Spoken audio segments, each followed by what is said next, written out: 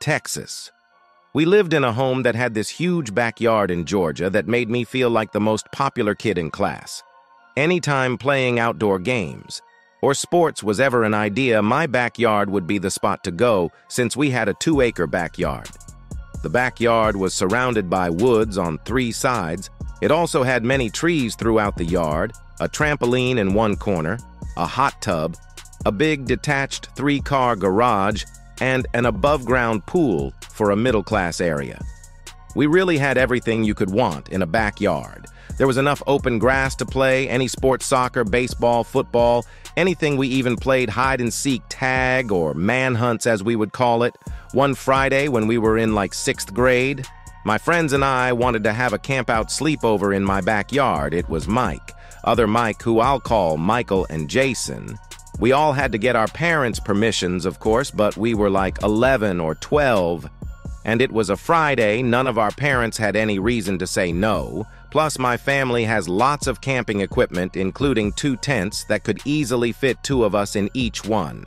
After all of us got permission from our parents, we made arrangements for them to get to my house around 5, so we could play sports in the backyard. We had too many soccer nets in the yard that we used to play soccer 2-on-2. We did that for like half an hour, then we played baseball for another maybe half hour, and after just sitting around for a few minutes, regaining our energy, my parents ordered pizza for us, so we ate around 6:30 or 7, if I had to guess. The sun was starting to go down a little bit now, so now came the time to set up the tents before it was too dark. I was pretty good with setting up tents because I was a Boy Scout, and we just recently learned how to set up tents. My friends kind of helped, but I did most of the work. By the time they were done, it was decently dark out the backyard. Lights were on, giving a nice glow. It was now dark enough for us to play our favorite game, manhunts. There were a million spots to hide in the backyard. We played in pairs. It was Mike and I hiding first, and Michael and Jason would be hunting. Mike and I split up. Our goal was to get back to the home base point, which was the back door to the house. No camping by the door was allowed. The trampoline was in the far corner of the yard, before the woods. I crawled under that to hide when the hunters would start looking. They had to blow a whistle to let the hiders know they were starting. Once I heard the whistle, I stayed under the trampoline, waiting it out, watching the 2 of them in the distance, looking around. I was waiting for a good moment to creep closer to the back door. I was aiming for the hot tub next to the house, because if I could get behind it and hide, I could run straight into the back door.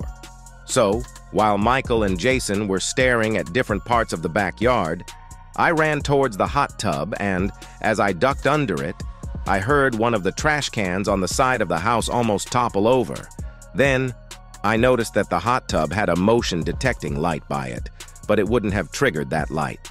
I went to appear around the corner to the side yard, where I saw a tall person wearing dark clothing speed walking away towards the woods before entering the woods.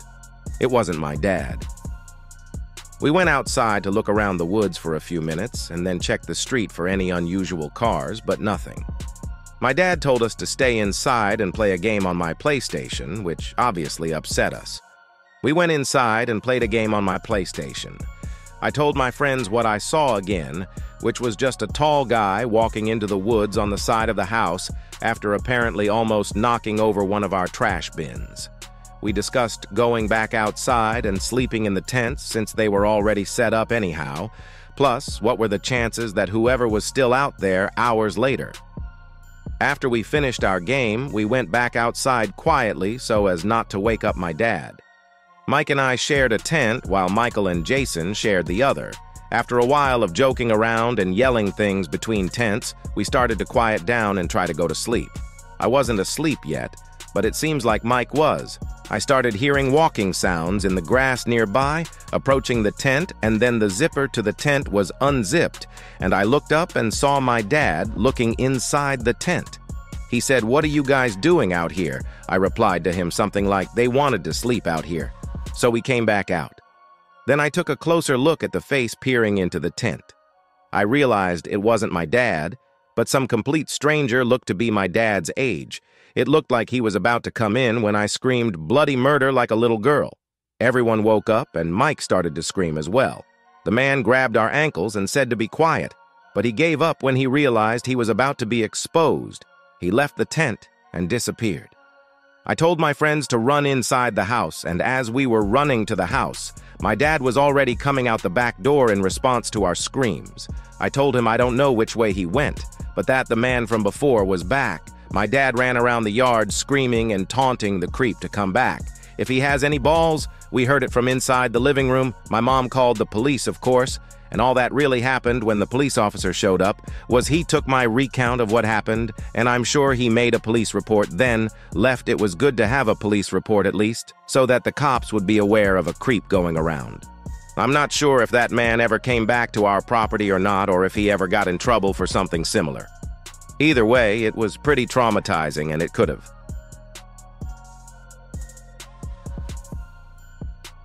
In 2019, I was at a friend's house. I'll call her M for the sake of the story. I was pretty excited for the sleepover. I couldn't wait to talk about all the middle school drama. Now, something you might want to know is M's house was deep in the woods. I mean, deep anywhere you looked there was woods, and their nearest neighbor was about a half-mile away. But on the back side of her house was a cliff that led down to the ocean. The night at Miss House started off pretty good. Our friend Sam was there too. We played truth or dare, hide and seek, and other teenage games. It was getting pretty late, but we decided to go on a walk down the gravel road that led to the other houses along the way. We asked her mom, and she said yes. So we started walking. After another 10 to 15 minutes, we saw a man who was walking on the other side of the street towards us. At first, we weren't thinking much. Maybe this dude was just taking an evening walk as well. But something that didn't seem right was that this man was wearing pretty thick clothing.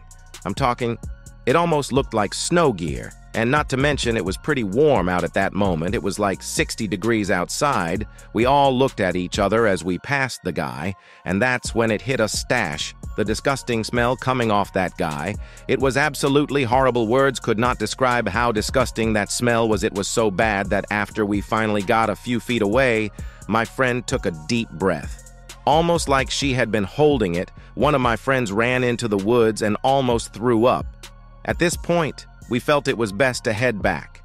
Our friend who almost threw up was begging to go back anyway. We all agreed that it would be the best idea to head back on our way back. We passed him again this time.